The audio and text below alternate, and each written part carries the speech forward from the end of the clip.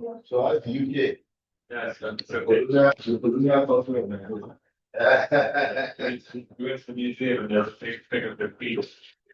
Okay, I'm just. Supposed to, how many times? Yeah. No peer pressure. No, I think it's right. Wonderful.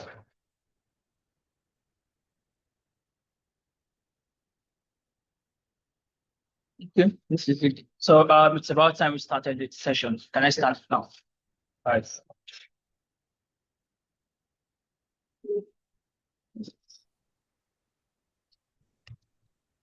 Good morning. Yeah, good morning, sir. Good morning. Morning.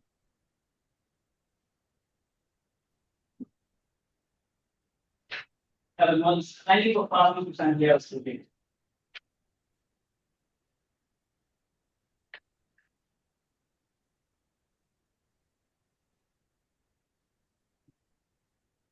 Good morning. Kindly confirm that they also here, please.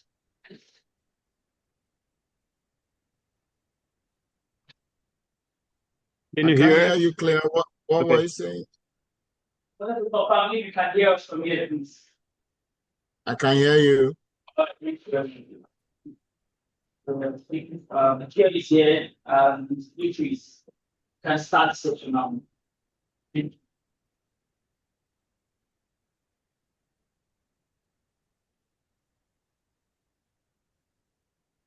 Misha is frozen. She's frozen. Yes, To start? yes, now you can start now.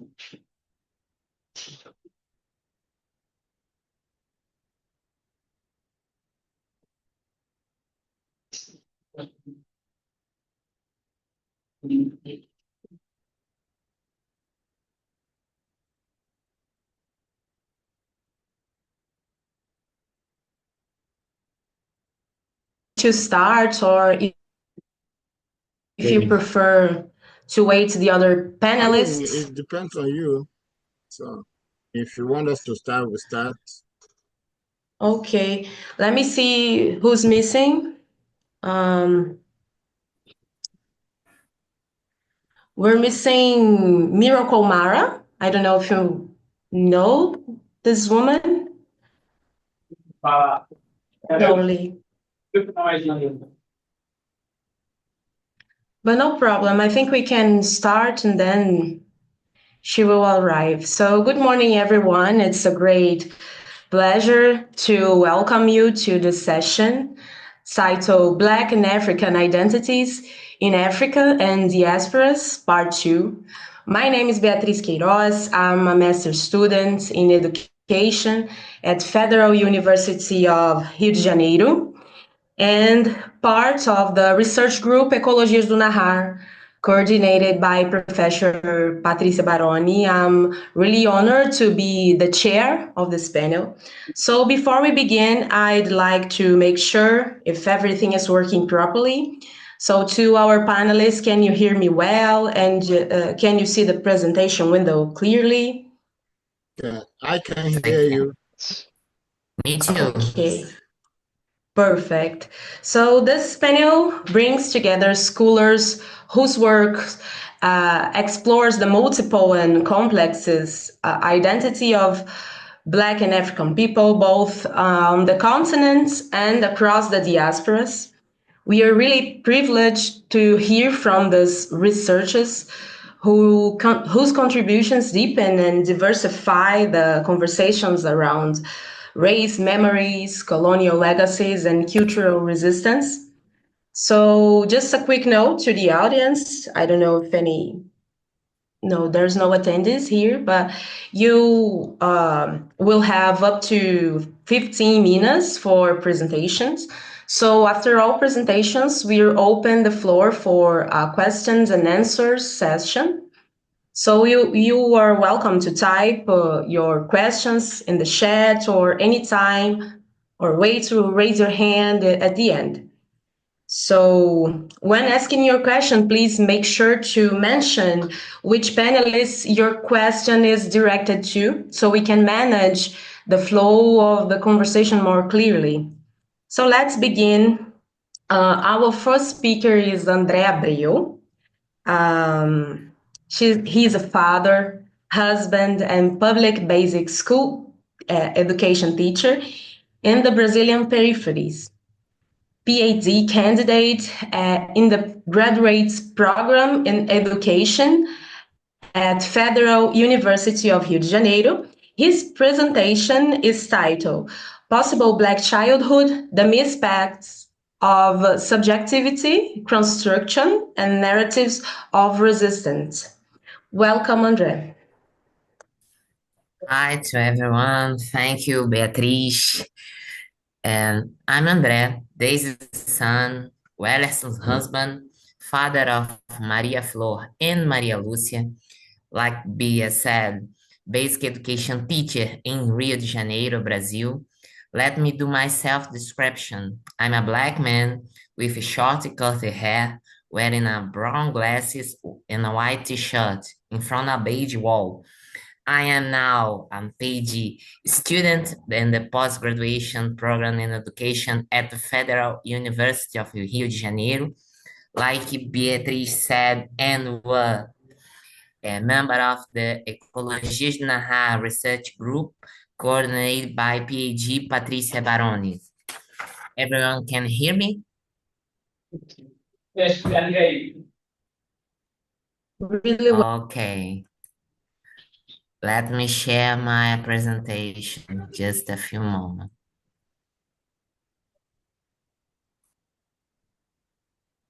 All you can see?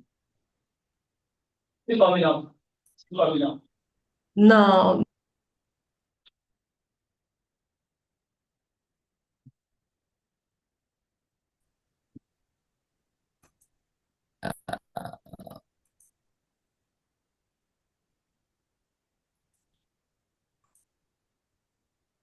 And now? Yes, now you can see now. It's following. yes, I can see. Thank you. Possible Black childhoods. The movements of subject construction and narratives of resistance.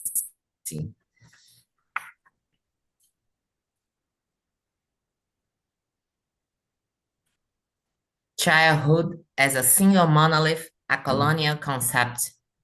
Listening to peripheral children and construction of possibility and therefore desirable curricular paths. A neglected trade.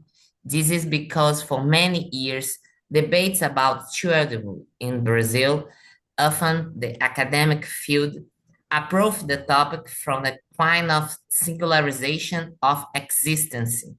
In this sense, bringing that child acquiring a unique classification, almost perspective, about the meaning of the strategy of life, especially from finding of social soul. I'm okay? Everyone listen? Yes, no problem. Especially from findings of the century in 19 of social psychology in 19th century. Childhood widened new perspectives and construction even more solid of the mini adults as pointed by Aries. I begin with a provocation. What if childhood, as we know, is a colonized fiction? One that disciplines, confines, and silences what children can be, feel, or narrate. But this abstract model erases the live reality of Black, indigenous, peripheral, and quilombola children. Childhoods that are mobile, dissonant, and insubordinated. Experience that precisely because they don't conform are dismissed as noise and deviation. Listen to the childhoods demands a curricular and epistemic shift. It's not just a matter of inclusion, but it's a disruption. rethinking a curricular as plural, circular, and culturally. Only by the embracing the multiplicity of childhoods can begin imagine a decolonial emancipation forms of education.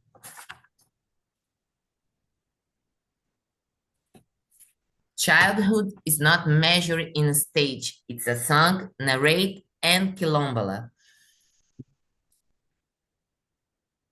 The Black child is not abstraction, it's a body, a memory, and a history in motion.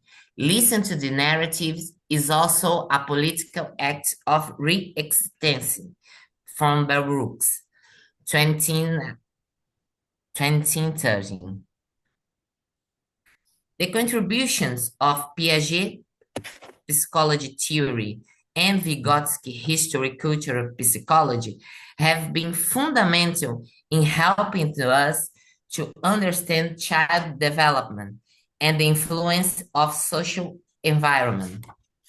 However, neither theory fully accounts the complexity of childhood experience in their historical, cultural, and racial diversity. The notion of a single, innocent, and universal childhood, as discussed by Ayres, still dominates many pedagogical discourses. This produces a normative narrative centered in standards of whiteness, where its analyzable takes precedence or is livable. In this context, we turn our attention to Black and peripheral childhoods as seats of invention and resistance. Nego Bispo proposed the quilombola as an Afro-reference epistemology, experimental, oral, and plural. A history that's truly history cannot be told from only one side. Also inspired by Gloria Alzundua's concept of Nepandala, we seek and listen the voice of the children of the of the global South, as expression of reinvention in the face of oppression. Their narrative reveal strategy of existence that change boundaries of normalization childhood and open the way for other possible worlds. Ultimately, we embrace the conversation as an epistemological gesture to listen sensitive to affirm childhood as a territory of struggle, agency, and potential.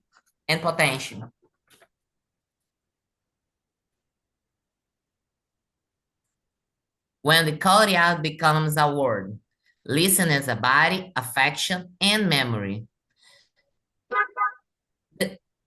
The knowledge of experience is not easily given. It's shown to anyone. It is not offered to just anyone. It requires illness, listening, time, and connection. It's a knowledge that is revealed from gestures, poses, silence, and fragments of speech. It is necessary to delicate and re-rabbit the special of listening for it to happen. Jorge Larosa. At this stage of research, we understand that listening is not a merely methodological tool. It's an ethical and poetic act, inspired by Jorge La Rosa, Michel Certeau, Lil-Manilo Gomes, and Bárbara Carini.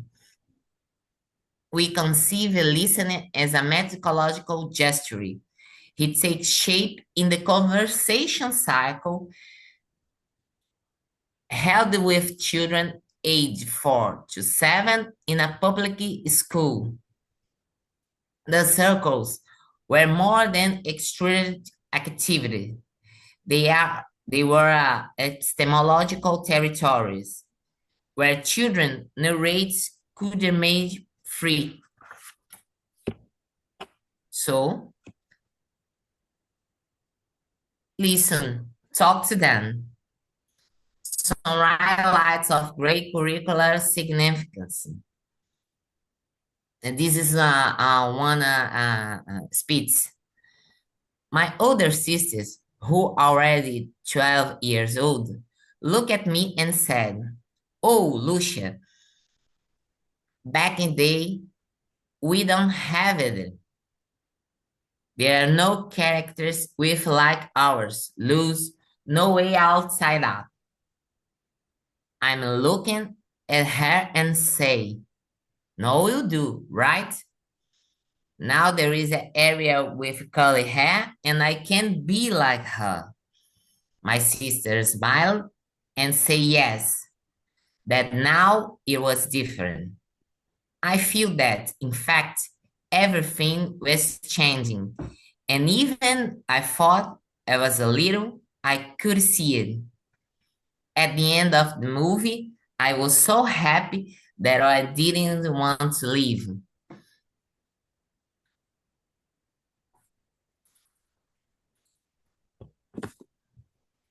Teaching is not about knowledge,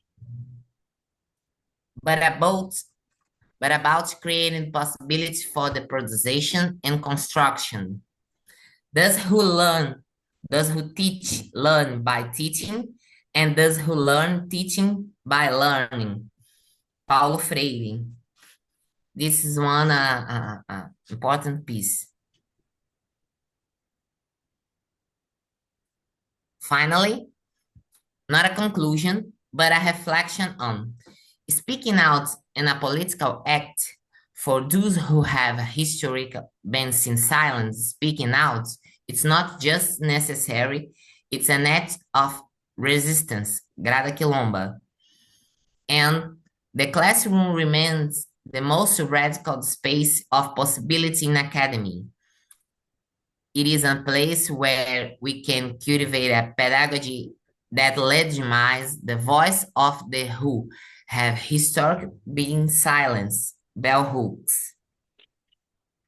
This children narrative and more than accounts. They are living, insurgent, and vibrant epistemologies. Each voice carries a denunciation, explicit or several, on the multiple ways in which resistance inscribes itself onto her bodies, gestures, words, and possibilities of being of Black children. But within this voice, there is also announcement.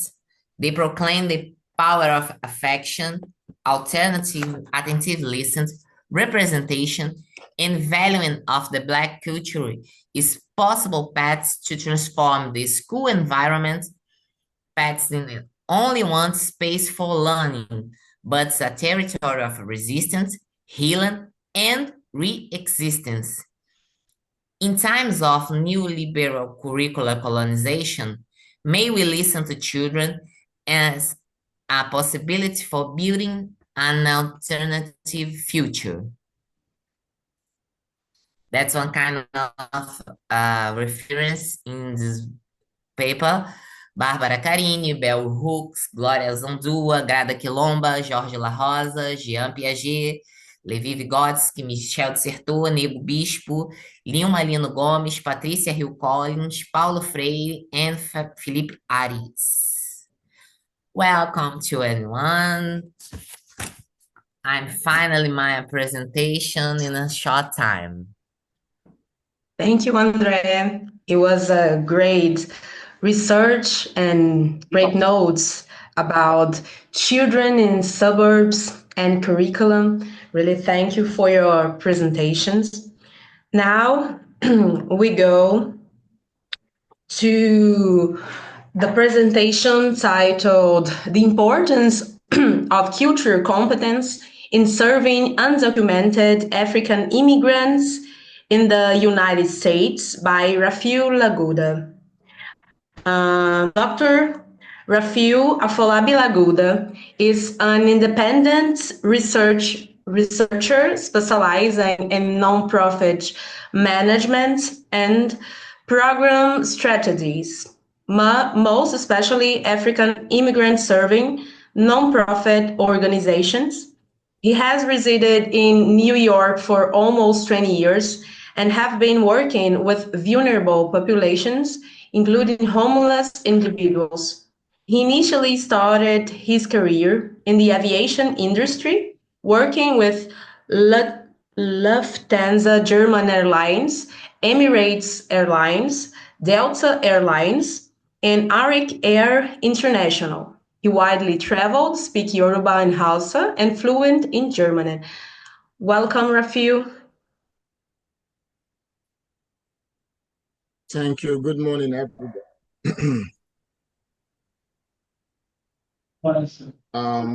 So let me share my screen.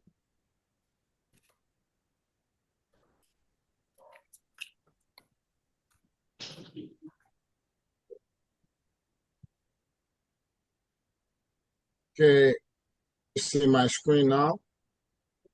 Yes, Dan. Thank you so much.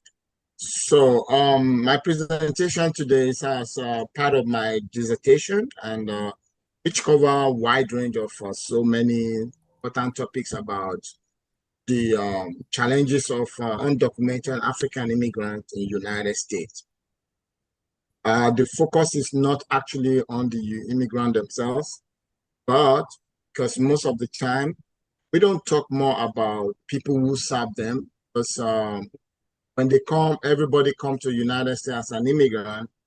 You face a lot of challenges, but the nonprofit organizations play this pivot role of ensuring that they link up the immigrants with social services, with opportunities, by creating that platform for them to navigate the system. So that's why I will be talking about them today, but I won't bore you much about my most of my research findings and all these things, qualitative and all these things, but I'm going to go straight to the most important part, which is the how the nonprofit are able to navigate the system by helping the undocumented African, bearing in mind that Africans come to United States with different cultural background, different language, different religion, all this. How are they able to help? So the first thing we need to do is this is my statement. Undocumented African immigrants encounter difficulties in navigating the American system, according to et al. Health issues became during COVID. During COVID, we all know all the world had to go on their knees during COVID. It's a big issue. There is an underrepresentation of African undocumented immigrant in research. This problem leads to insufficient information about understanding the perceptions and the feelings of the immigrant nonprofit staff in navigating the system to assess community resources for undocumented African immigrants. And then research goal, my goal then was, the goal is to investigate and understand how cultural competence enables the immigrant serving nonprofit organizations to assess community resources for African undocumented, which is part of what I've already explained. You know, they face a lot of difficulties and they need to build their strategies in a way to see what are the things that they need to really understand them and be able to serve them better. So part of my literature review is that nonprofit administrative staff build collaboration relationships to meet the needs of their clients. Olukotun, undocumented African immigrant experience mental health challenges, and there were limited resources help them due to inaccessibility to community resources. And finally, Cora said that African immigrants in the United States are influenced by their culture and religious element, which created challenges for the non-profit administrative staff, which is also the part of what this presentation is focusing. So, what are the conditions for cultural competence? Why do you actually need to have cultural competence? What are the reasons? One, because when you serve diverse populations, you have to serve a lot of people.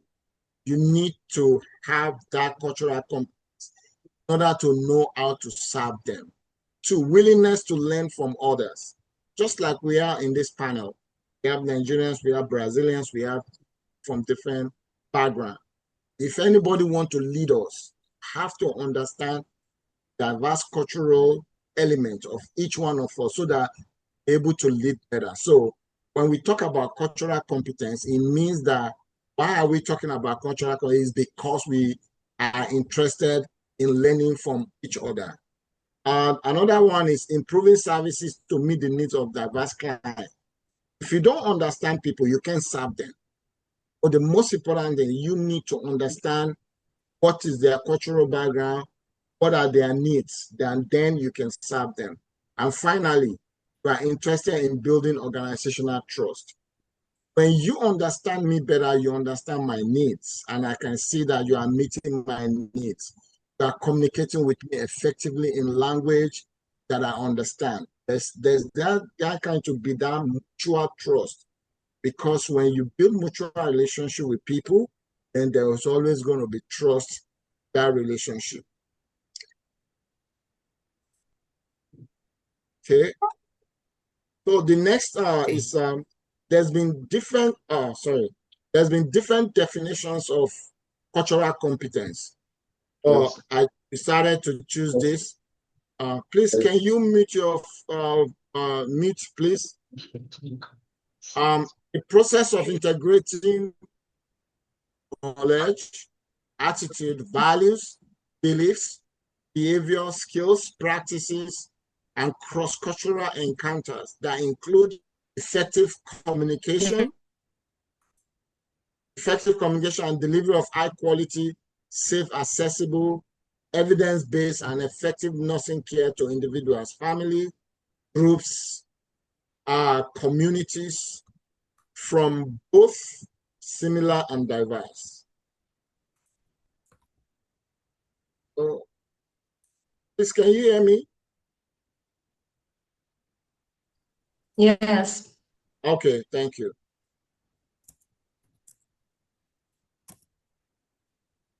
So, as part of my research, these are the following cultural barriers that the non-profit organization actually face by serving African community. Language, religion, and food. So we go into it. What are the problems? Language. Most undocumented immigrant from Africa can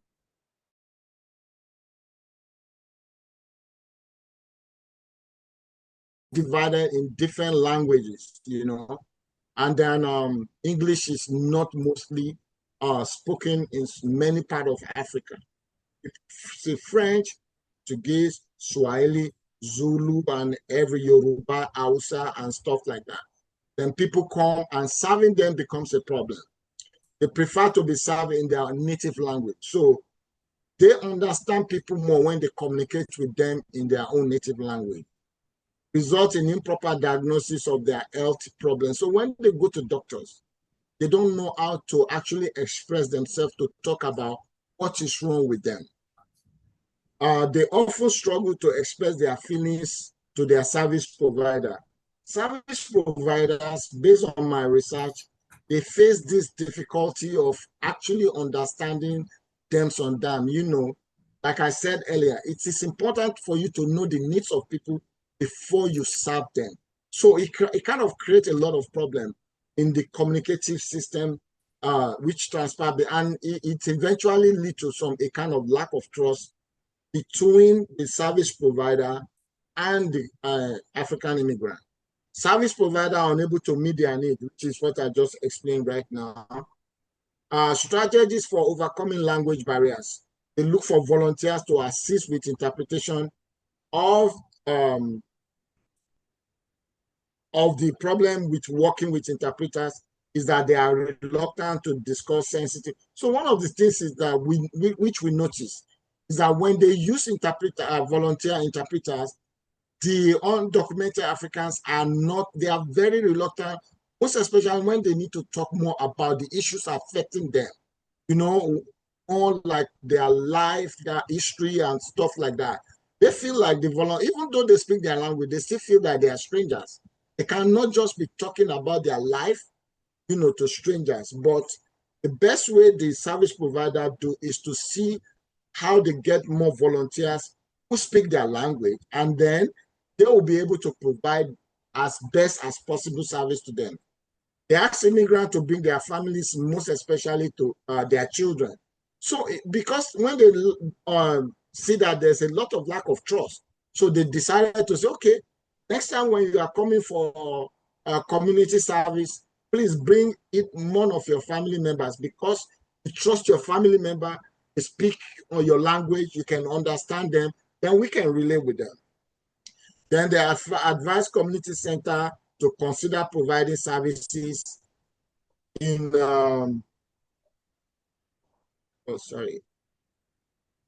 I think I might have this thing. Okay. Services in other languages. So we started telling community organizations that you need to start providing services in a language that these people understand. Make sure that you try to get volunteers, to get family members, get organizations from their background, get them involved so that when you want to provide this service to them, they can easily be provided, and it will go a long way to helping them. So the next is religion. And as you know, Africa is also sparsely divided. We have different kind of religion: Islam, Christianity, African religion, and this cut across different part of Africa. So most of the problem that the service provider actually faced during COVID was that when the issue of vaccine came, some religious leaders were advising them to not to take a vaccine because it's from the devil, it's from this, it's from that. And then you find out that the reason why people are dying was just because of the fact that they feel that it does not align with their religious belief, take a vaccine. So they stopped taking vaccine. And many of the community organizations and non-profit organizations became a problem for them because they were trying to see how they can avoid much death in this community. But due to religious reason, they were unable to serve these people. So strategies. The community organization decided to, constitute health alliance with faith-based organization. So they form alliance with many Christian-based organization, Islamic-based organization. They go through their leaders, talk to them, and educate them about the importance of taking a vaccine. And they will educate and combine, educate the immigrants, engage religious leaders to provide health education, most especially on importance of following doctor's instructions. And finally, engage families to provide service support. They also try to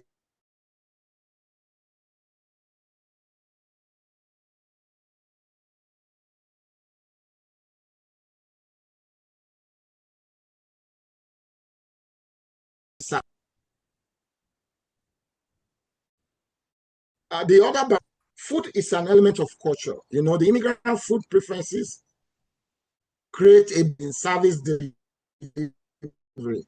Were more affected because they to eat halal, permissible food according to Islamic jurisprudence.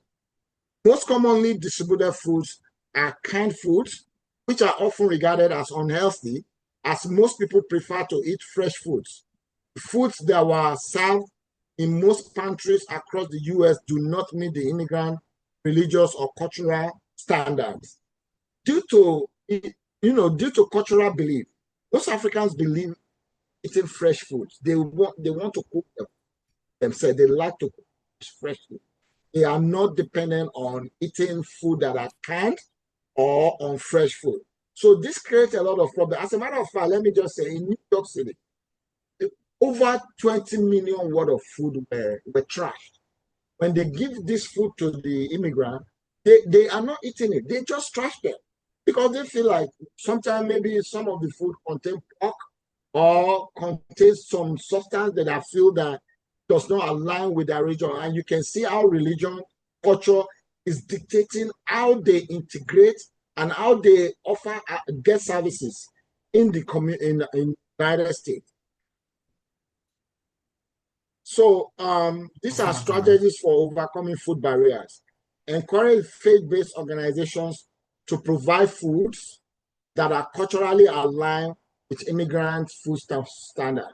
So we begin to see how we get faith-based organization, Christian organization, Muslim organization to begin to educate and get involved in a food pantry so that they may be able to provide the kind of food that the people like.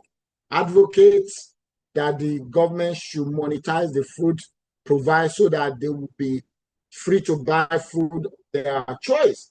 So what we are saying here is that if government try to give them food, which are distributed to these immigrants, instead of giving them that food that they're actually going to trash or waste or throw away, government should decide to monetize this, give them the money, whatever the amount is, they can use it to buy their own food and cook their own food. Next, personally raise funds and approach grocery stores owned by Africans. What's not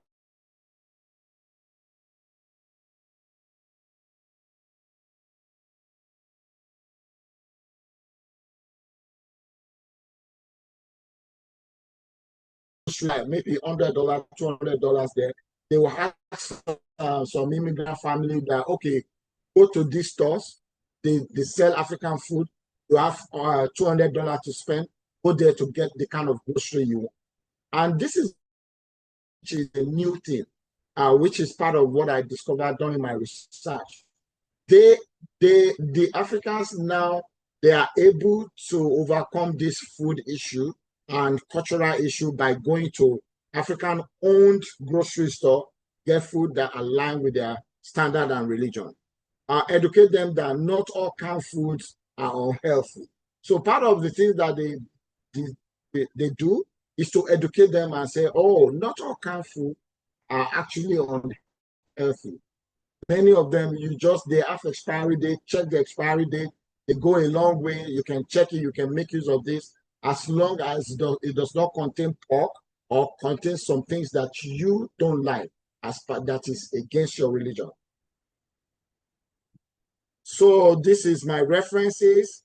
And then that's the end of it. And then when you see from what I've said, there's the diverse population of Africans in the United States. And then every day, every time, and it keep on increasing, not just only African, from different cultural background.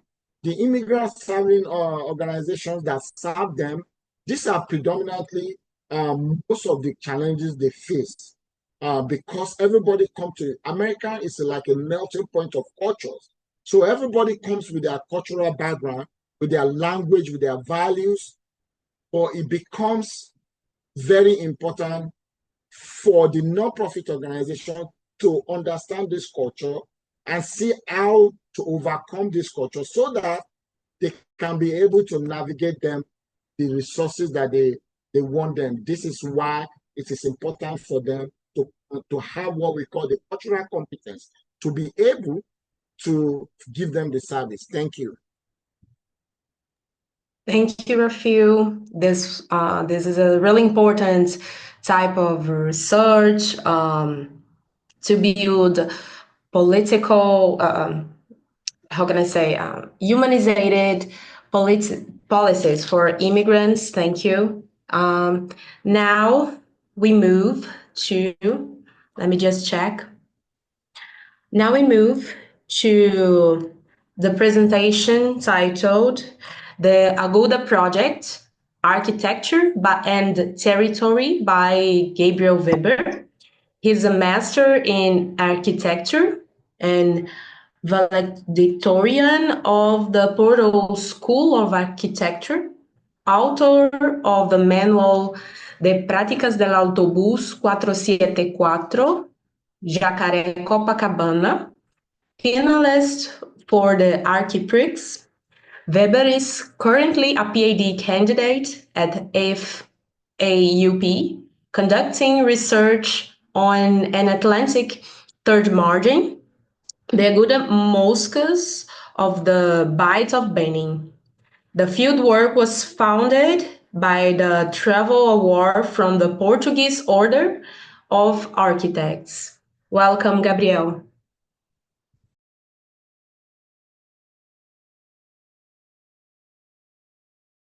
Can you hear me in Zoom? Can you hear me well? Yes. Okay. So first, I'd like to give a warm welcome to my colleagues that join me here in this Saturday morning, and also to you, because I know it's pretty early in America right now, in the whole other hemisphere. I would also like to extend my gratitude for the support provided by the Brazilian Consulate here in Lagos and for the National Commission for Museums and Monuments of Nigeria help, because at some point of this work, I thought it was not possible. My name is Gabriel Weber. I'm a Brazilian architect, and today I'll be sharing part of the work I've developed during my first year of research with the hope of hearing from your insights, reflections, and questions. Can you pass, please? Okay. And move, yes, okay. On the western coast of Africa, between present-day Ghana and Nigeria, traces of Aguda architecture remain. These works are the result of a collective effort of a heterogeneous group, mainly made up of freedmen who returned from Salvador de Bahia in the mid-19th century. Can you zoom out as well? No, zoom out. Out.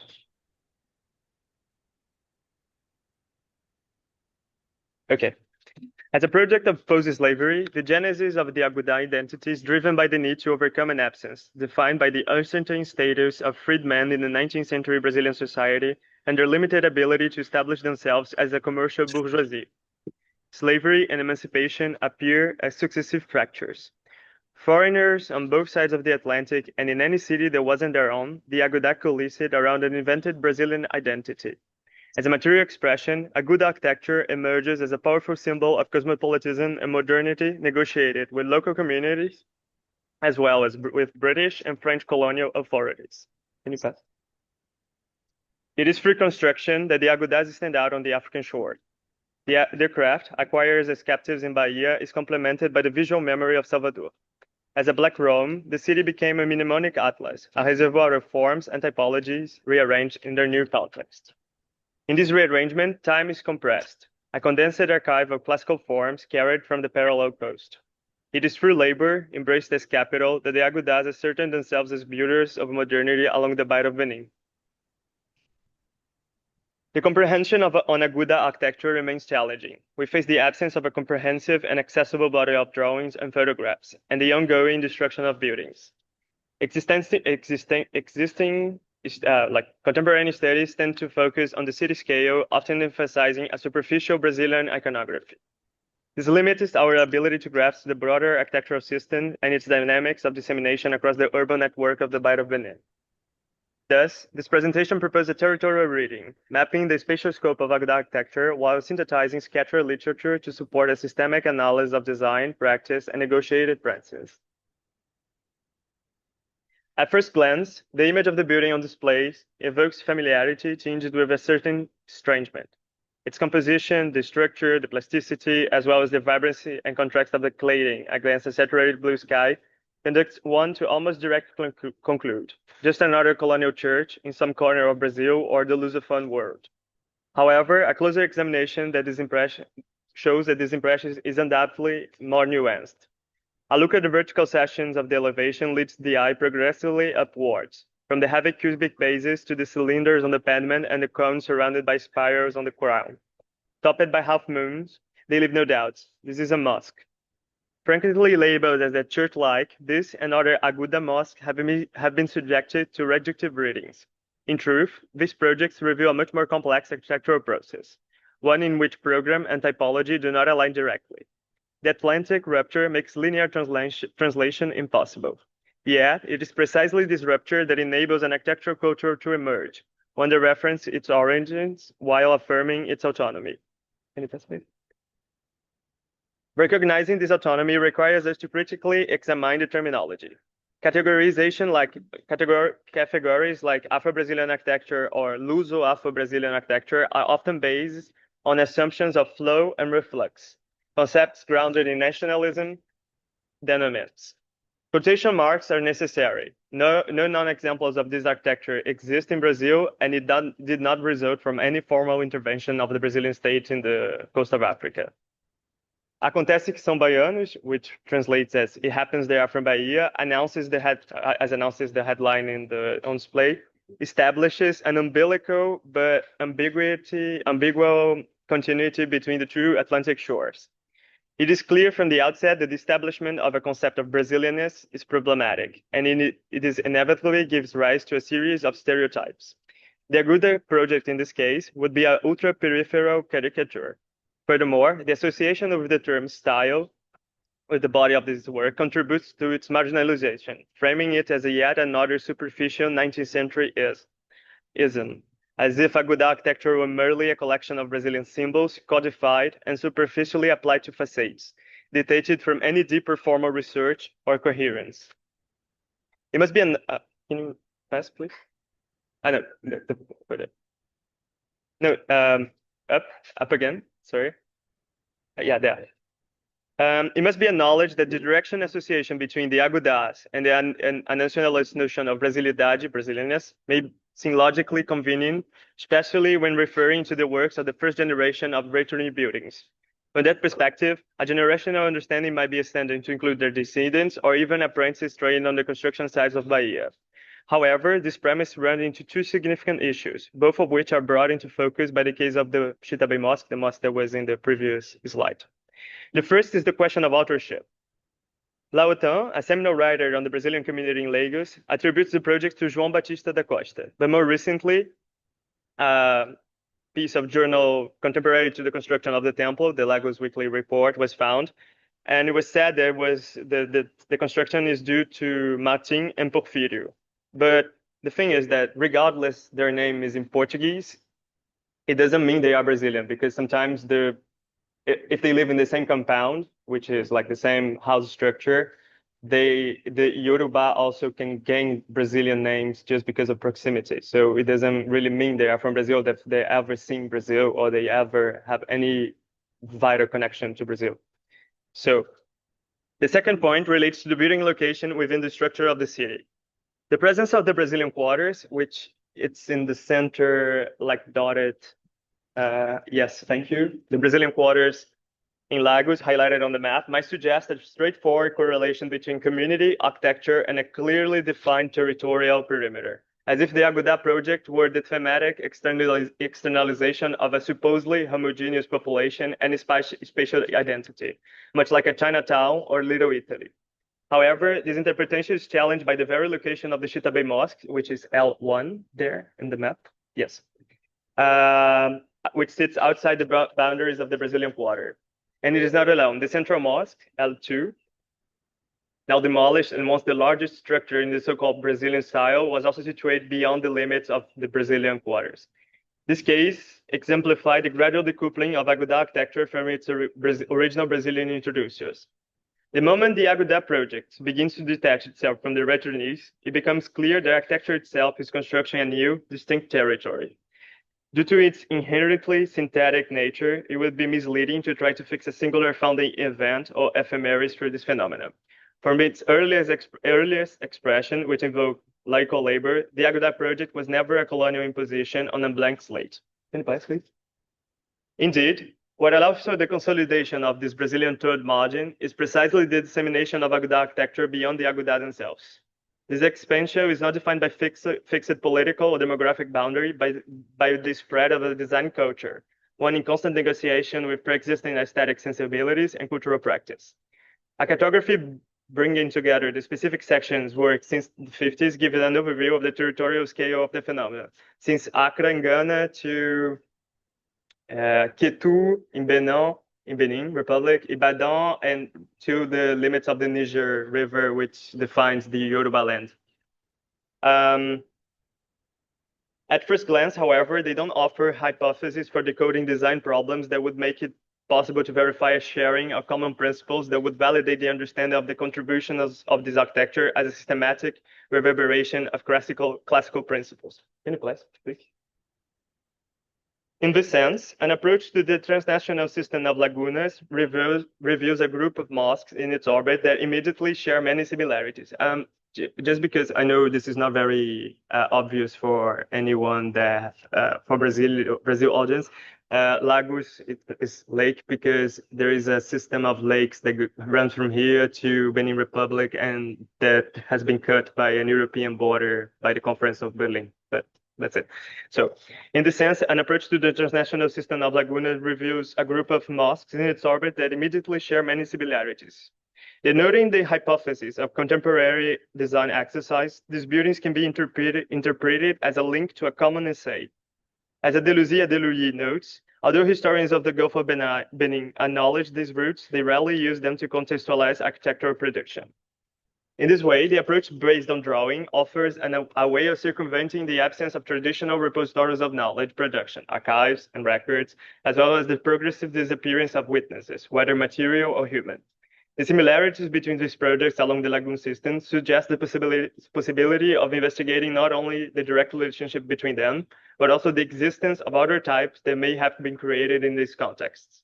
Assuming the buildings as the primary source for constructing this history, the project as a method, the architectural project, as a method, presents itself as a central epistemic tool for unveiling Aguda architecture, inextricably supported by recognizing the dynamics of its territory. Can you pass me? Over the past 5 weeks and a half, that have been pretty long, I have conducted field work and surveys in 17 buildings that will serve as the foundation for my thesis. This visit have been deepened my understanding of the Aguda architecture and the territorial dynamics at play. And I look forward for analyzing and sharing this material in the coming months. It will be a great honor to return here next year and present the results of this research at the next edition of this conference. Thank you very much.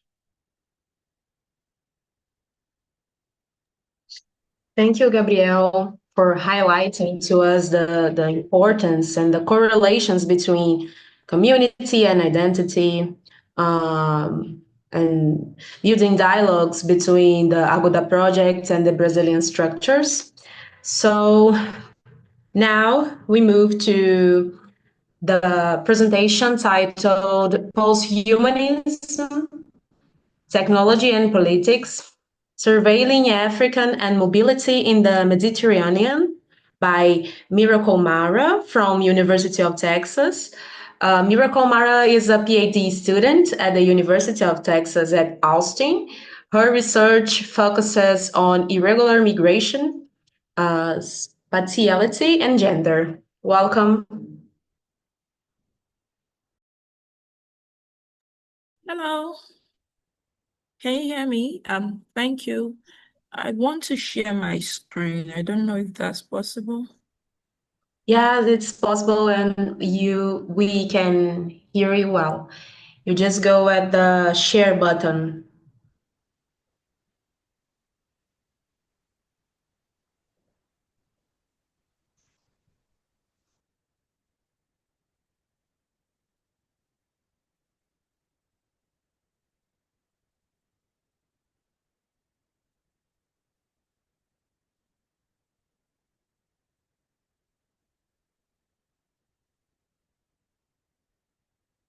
I'm sorry.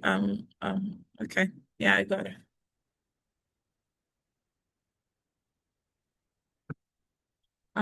Thank you, Beatrice. It's good to be here.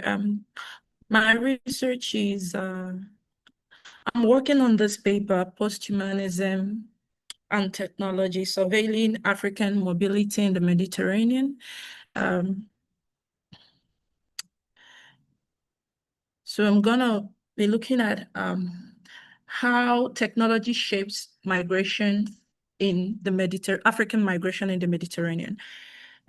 I want to begin by talking about a literary work some Africans are quite familiar with, which is Atul Fugat's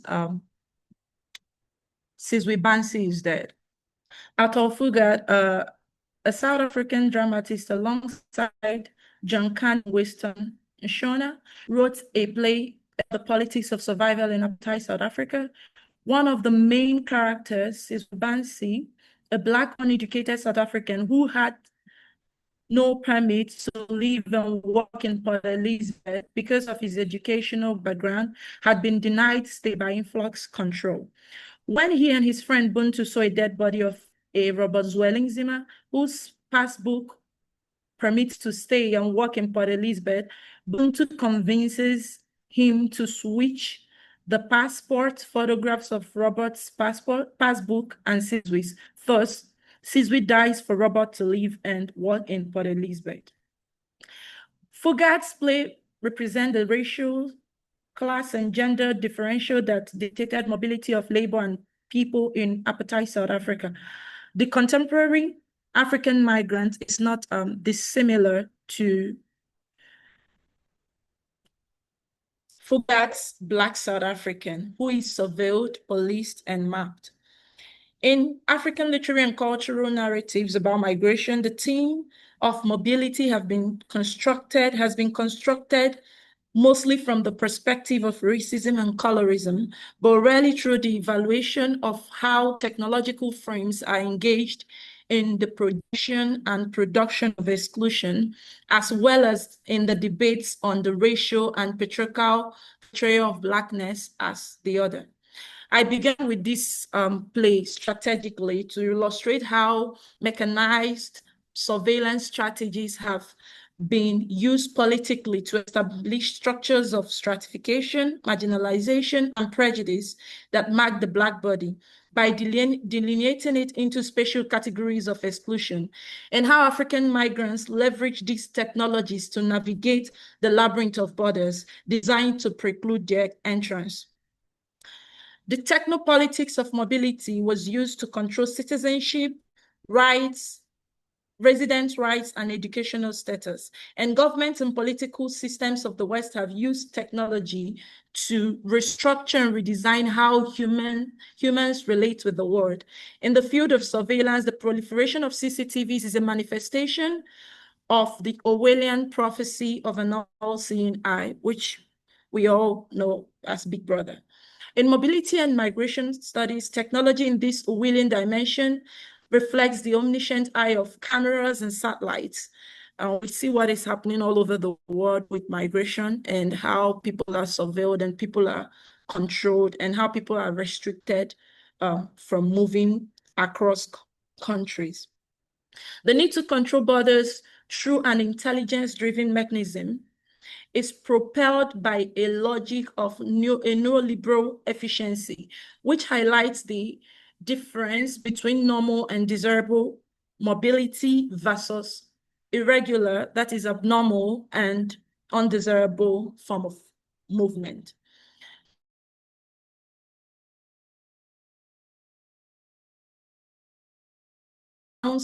Extension of Steve Main's surveillance to which she calls dark surveillance. First of all, Steve Main defined surveillance as a type of observation or recording that is done by someone who is not in a position of authority, as opposed to surveillance where the person is, watching from a vantage point.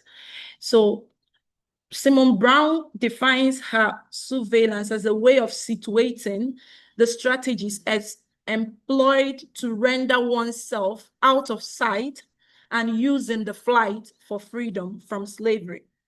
So dark surveillance, as Simone Brown calls it, becomes a technique of resisting surveillance, a critique that assumes the form of anti-surveillance and counter-surveillance. But in this essay, I move to also talk about what I have rebranded as post-human consciousness, which I define as our awareness of our symbiosis with technology and machines and how it changes or how it shapes our existence. I mean, this presentation would be impossible without the use of technology. We've all become somehow one with machine. We cannot exist without technology and without machines. So I move to my second point, which is surveilling mobility through the use of Frontex or how Europe uses Frontex and Eurosur to surveil mobility in the Mediterranean. The Mediterranean as a site of mobility and migration and mobility has become one of the highly surveilled parts of Europe, where the relations between citizens and non-citizens are sharply intensified by the regime of border militarization. The sea, which connects Africa to Europe, has transformed to be one of the most problematic junctions in global migrant chessboard. So in this essay, I look at how different digital productions highlight all of these things.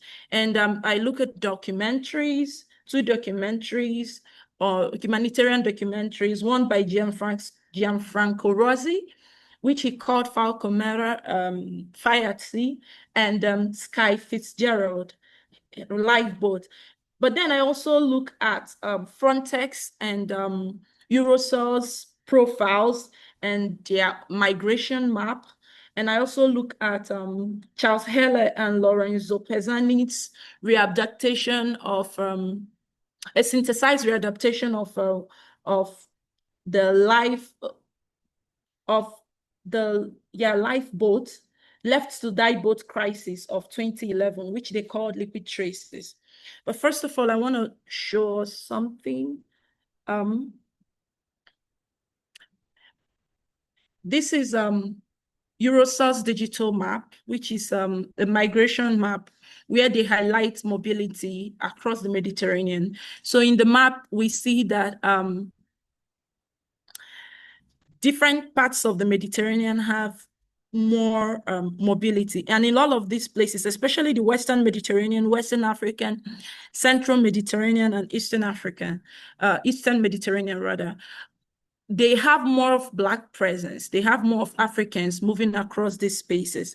I would have attached the link to this slide, but you can always access it from Frontex website. You see the migration map, and it shows like real-time mobility across the Mediterranean. So we're seeing, this is from February, but we're seeing, we'll see that it's changing as the months go by. So, but it shows how people are moving in and out of the Mediterranean.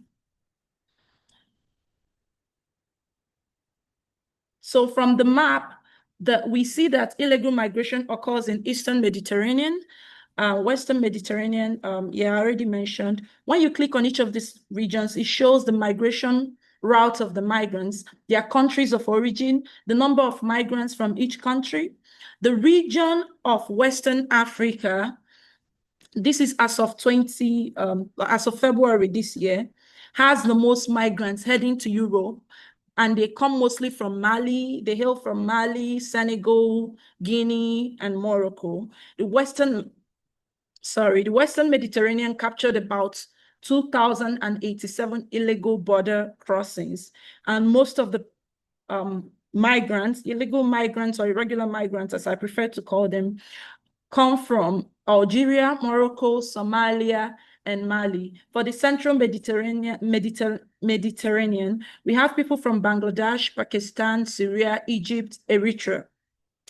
Eastern Mediterranean, Egypt, Sudan, Syria, and Pakistan. So in all of these, we keep seeing the African and the Black African in all of these spaces. So another aspect of this project that presents or projects how migrants find agency through all of these heavy surveillance. You know, how is it possible for migrants to find agency? Is it possible for them to subvert and navigate through these spaces? And my work is saying that yes, that the awareness of these technologies propel migrants to move. So first of all, we look at the boats. I want to first point that there is a paradigm shift from the Cartesian mind-body logic of the 19th century to how the body has become indispensable and functional through the use of machine. I mentioned that earlier. And the post-human subject that I'm looking at, which I refer to in this essay as the African irregular migrants, has their life determined by machine, but also their confrontation with this technology has led them to look for ways to subvert or strategies of subversion and survival. So I look at the boat as a mechanized vessel of flight, as a device of mobility. The boat in maritime migration journeys functions as a device or machine of transportation, implying that Mediterranean crossings are impossible without the agency of the boat. The boat presents a space for the practice of what I mentioned earlier, surveillance, where the migrants' focus is on fellow migrants, and through the non-vantage gaze is assured of their humanity. This kind of surveillance is marked by solidarity in the struggle for freedom, or in the case of the African migrant liberation. In Gianfranco Rossi's documentary, he presents the crisis, the 2015 coastal crisis in Lampedusa, and through a counter narrative of silence, visibility, and untampered landscape. He presents it through the perspective of a 12-year-old. But I'm not focusing on the movie. I look at how telephones are used in that movie to project migrants' survival and migrant agency. I focus on the subject of telephones and the urgency of listening that contains and is in contrast with Rossi's silent Lampedusa. Telephone as a motif is used to depict the umbilical relation, a satellite link, and the vocal proximity, which migrants need for their survival. The satellite link and vocal proximity function, please just let me know when it's time up. I can't see, for some reason, I can't see my body. Function, where the telephone sizer serves as a guide of analysis as a guide for analyzing how the migrants awake or awaken their post-human consciousness. In all of these digital creations that I look at, which I don't have enough time to look at talk about in this presentation. Okay, I am looking at Gianfranco Rossi's Falcomero. I'm looking at Sky Fitzgerald's Left to Die boat, and Liquid Traces. So in all of these documentaries, telephone serves two functions for irregular migrants. The first is a networking function, where migrants communicate across countries even before they embark on the journey. The second is reflected through the urgent telephone calls that migrants embark on when they are on sea. And that telephone call is enabled through the mechanism of surveillance. In both Liquid Traces and Fire at Sea, telephone functions as a way for them to survive and also for the quest for an in-depth responsive listening.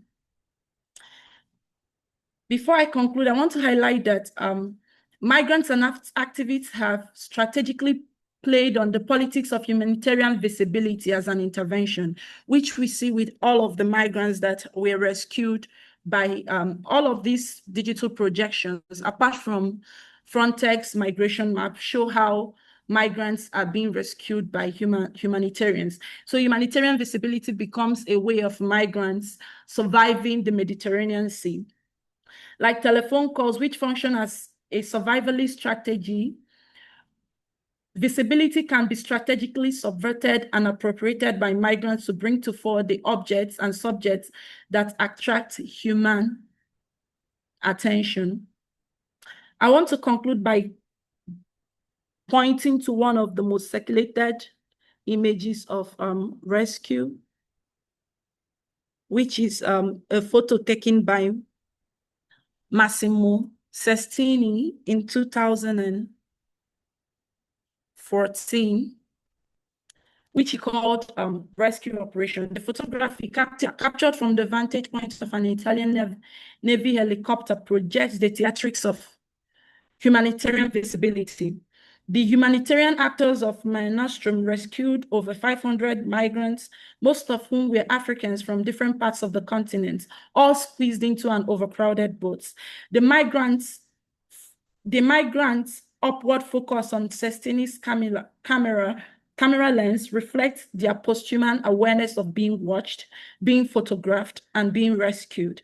Sestini's boat becomes an image of what Alexander de Moir has called the Black Mediterranean, a point where the sea produces an intercourse between Europe and Africa. In conclusion, I argue the surveillance and technological mechanisms have framed the border as impenetrable, produces a post-human consciousness on the African migrants who see themselves as the subject and object of technopolitics. Border spectacle, or what Ruben Anderson has called the irregularity industry. It is these surveillance strategies that have helped the African migrant to become aware of how technology can help in rescuing them in times of crisis. Thank you. Thank you, Miracle Mara, for helping us to understand your research about mobility in the Mediterranean with all of this humanitarian visibility. So thank you to all our panelists for this rich and powerful presentations. Now we begin our questions and answers session. If you have a question, please feel free to raise your hand or write in the chat. I will read it out loud so our presenters can respond. And let's begin. I have a question or a comment.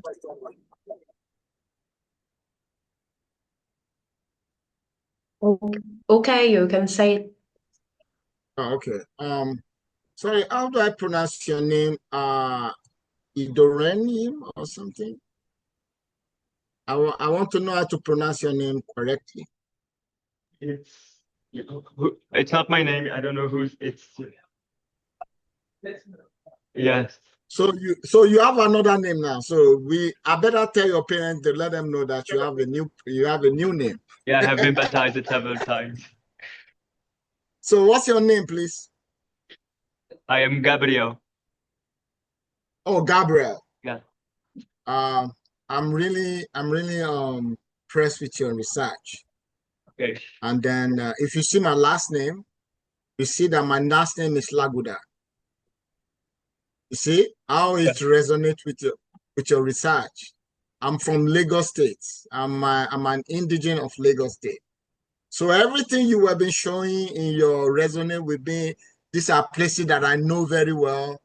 The Brazilian Quarter is close to my quarter. We are close together.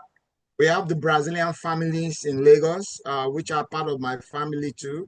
Mm-hmm. So I really find your a kind of synergy. What we have, you from South America coming to West Africa, the kind of interconnectivity and trying to see, what connected us together.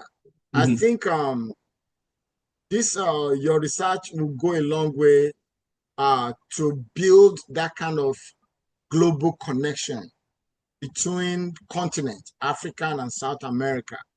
It's kind of I find it very interesting that somebody from South America, Brazil, is coming to Lagos to look into, all these things. It mentioned about the Shita Mosque, which is just right by my compound right there. I know Shita Mosque, I pray there all the time, and then the Brazilian quarters and all these places. And I will keep in touch with you to see how far you go about that research. And then in navigating Lagos, if there's any time you want to go to Lagos and you need any form of connection, support network, please reach out to me, let me know. That's where I come from. I'm from Lagos mainland. The mosque you mentioned, the Central Mosque, is a family mosque too that I'm very connected with. The island is where I grew up. And then I'm kind of fascinated that I see somebody that is not even from Nigeria talking about Lagos, architect and everything. And that's I'm really like interested in your research. Yeah, thank you, Mr. Hafiu. It's actually, I was, the first time I saw the pictures was in a super, how can I say, it was by chance because El País, the Spanish newspaper, published some. So I got fascinated, but I could not find any information about it. So I thought it was a work that had to be done because the National Commission for Museums and Monuments, they don't really, they protected Chita Bay as a national monument, but they don't have the drawings. Nothing is done. Everything's to be done yet. And while we wait, like the buildings are falling apart. I think you know that like most of the Brazilian quarter is being verticalized right now. And even to know like how many they are, like the mosques or like even architecture, and where they are is a challenge because you have like you have people that only study Benin Republic, or these colonial borders. They fracture the studies. So yeah, but thank you very much, and we stay in contact. I'm glad you liked Please it. do. It's an honor. Yeah, let's keep talking. Okay, so anyone more? I think Miracle Mara raised the hand before. I'm sorry, that was a mistake. I'm so sorry. Okay, no problem. So anyone? Let me also respond to Miracle's research, Okay. which is also part of my the different aspect of how we look into migration and from. I think it's quite interesting that living abroad, and I see that you live in Texas and I live in New York, and then we see how we converge, and then we see how certain things push us to leave our immediate environment, like a migration. If we look into history, we see that migration is not a bad thing in its own, because when we migrate from our own environment to another environment, we kind of looking for opportunities, and I think what you are looking into, which I find a very also like very novel, which I haven't read before, is to see how people migrate. What are the channels of migration? What are we looking at? What are those things that is like, oh, I would like to go to the, those days when we were growing up, I remember some people to Libya from Nigeria, they will go by road. They will travel through the desert. They will take different channels. This has been going on. And then you looking into that kind of research, I think goes a long way to show how important living our state environment and looking for opportunity and embarking on migration and determining what are the things that we need to consider in migrating. I think that's a very important, and I find it very interesting.